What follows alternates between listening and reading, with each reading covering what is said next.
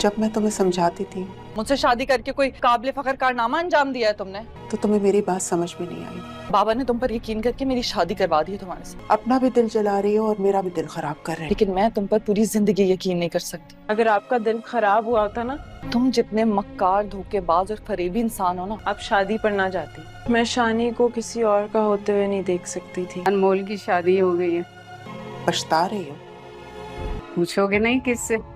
लेकिन अब पछताने का क्या फायदा। अरे भाई शानी से।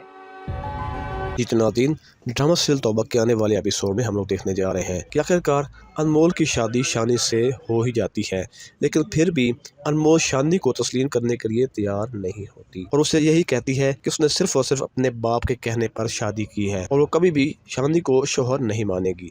मगर वक्त के साथ साथ वो शानी की नेकियां और उसका अच्छा रवैया देखकर खुद ही उसे तस्लीम कर लेगी। दूसरी तरफ हम ये भी देखेंगे कि अरैबा को भी बहुत ज़्यादा दुख होता है। वो कहती है कि काश मैं शानी से शादी कर लेती, क्योंकि अब वो बिल्कुल ठीक हो चुका है और नेक कामों की तरफ लग चुका है। इधर जब सारिम को अनमोल की शादी का इल्म होगा तो वो भी बहुत ज़्यादा अपसेट हो जाएगा।